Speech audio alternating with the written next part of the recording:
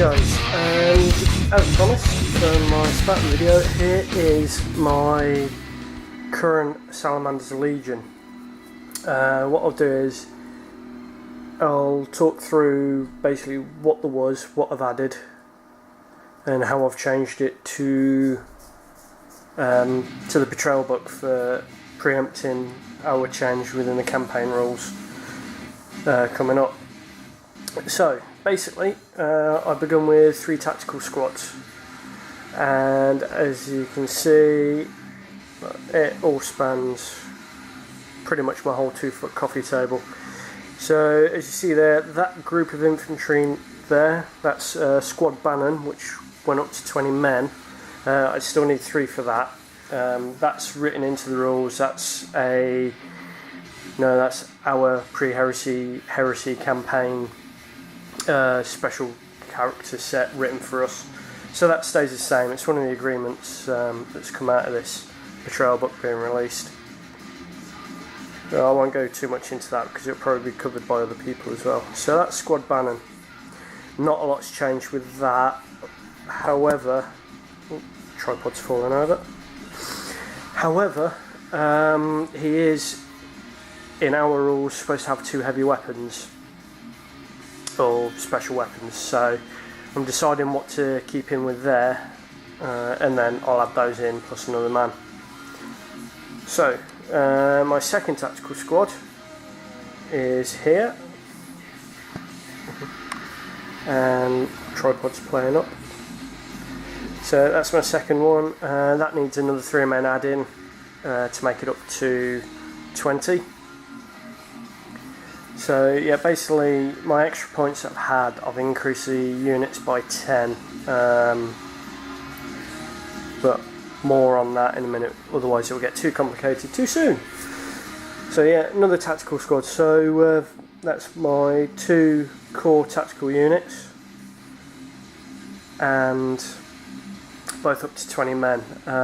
With the Betrayal, you ditch your special weapons and your heavy weapons that you get in a 10-man tactical squad, and then you take 20 bolt guns basically, but your sergeant can still get kitted out as normal, so not too much change there. But they get a special rule of Fury of the Legion, which is they get to fire twice in a shooting turn, but they won't be able to react. They won't be able to perform Overwatch or go into close combat. You know, they won't be able to charge in that, and that's providing they haven't moved the previous turn. So that's the trade-off. I mean, like, you get quite a bit of firepower with that special rule. But so moving along. So my third tactical squad. Otherwise this was going to get expensive. These are all troops that I've had laying around and I've had ready to build. So luckily before I got too into it, the Betrayal book came out. So I've basically built up troops to fill in where I need. Obviously coming up a little bit short, because I was going to add a 20-man tactical squad anyway, but now I've just mixed them into the other units. So moving on, my other tactical squad here is now become an elite choice. It stays at 10 men, however you get to take, for every 5, you either get to take a heavy weapon or a special weapon. So what I've done here is totally fluff based. I've taken 2, you can just see them there, 2 heavy flamers, and the sergeant stayed the same with his combi flamer.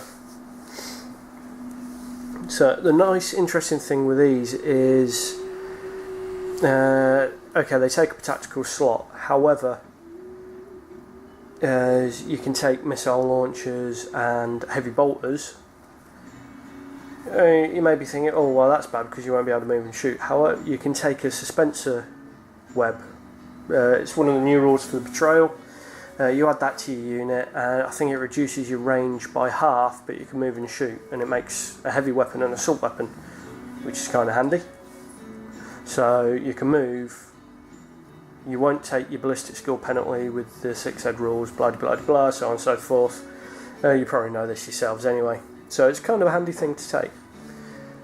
So with that okay, they've taken up an elite's choice. Bit of a downside but for the our Heresy Force organisation, I get a lot of elite choices anyway. This I'll come on to in a second. So with that squad, they've kept the Rhino in and taken that as their dedicated transport. A new addition, actually, is, don't know if you can quite see them at the back there. This unit here, they've got no arms. It was an assault squad that I've taken apart and going to refit. Basically, within tactical squads now, another troop choice. It's not doesn't take into account force organisation, but it's a troop unit. It's called a tactical support squad. Now these come as standard with heavy flamers. The squad size is 5. I've increased mine to 10. They come with heavy flamers, or you can increase them to melter guns or plasma guns. I've gone for melter guns, fluff based again.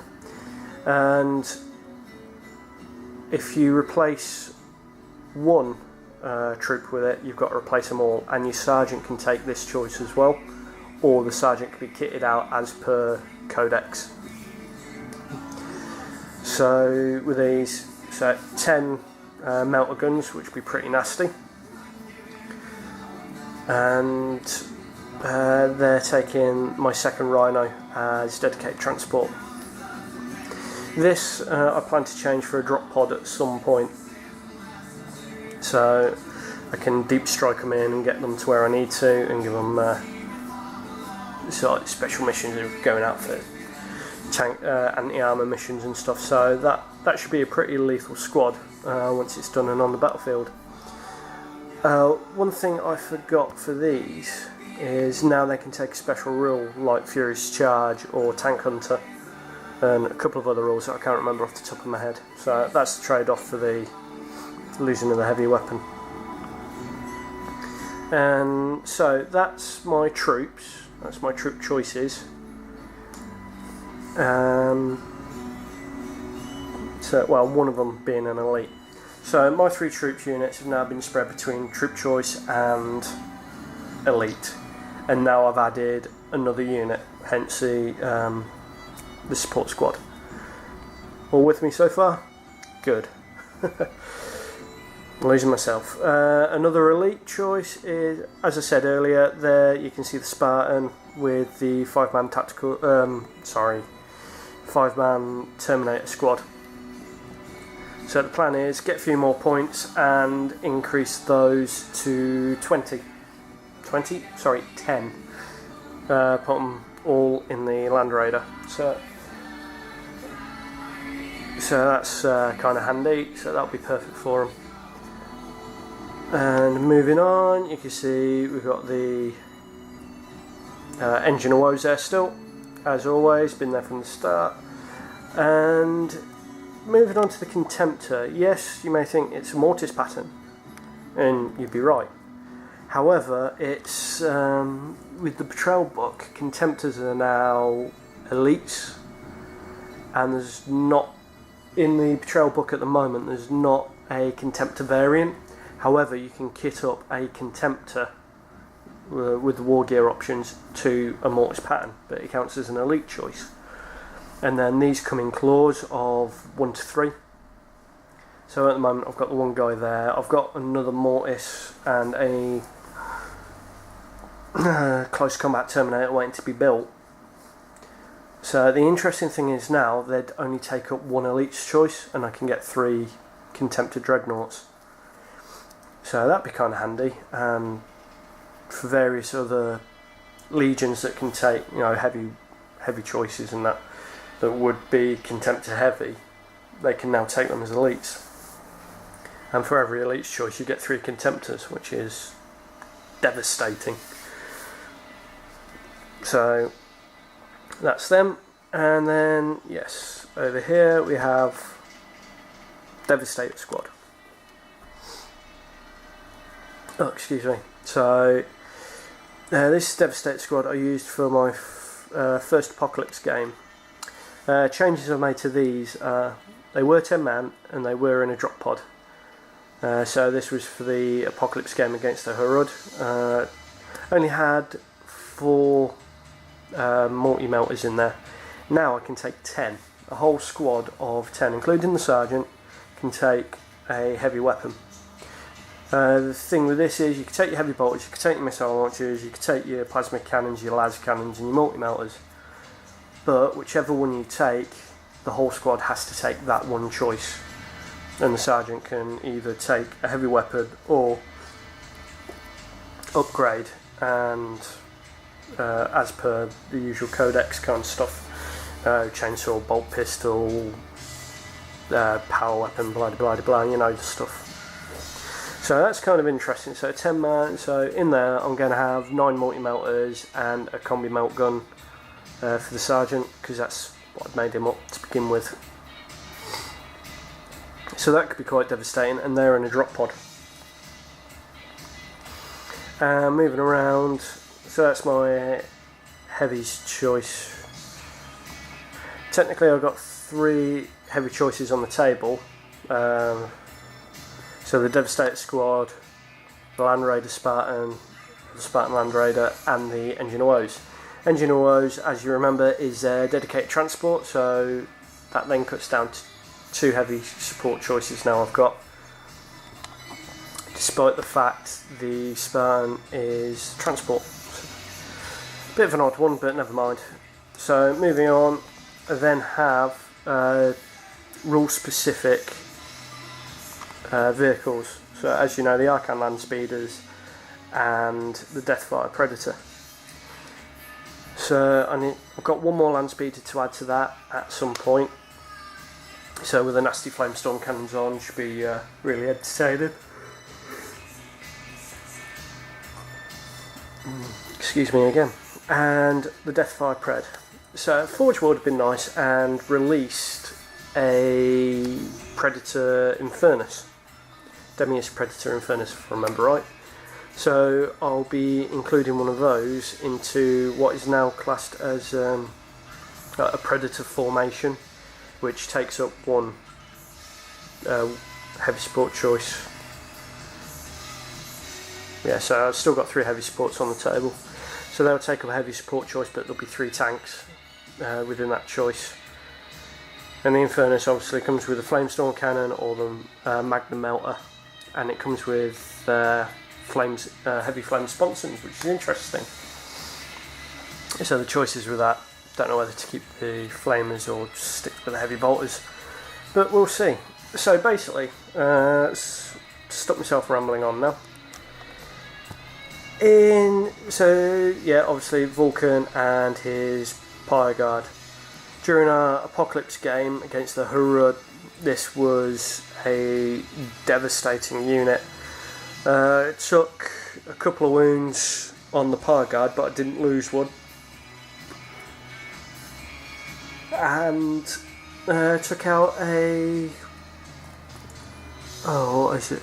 It was like the equivalent, a Tyranid version of a Titan, basically, just with that one unit, and a lot of help from the Iron Hands and other units on the table shooting at this same thing. It's absolutely devastating, and I didn't think that unit would do as well as it did, but it was good. So basically that is 3,757 point army. So out of the points that I've won,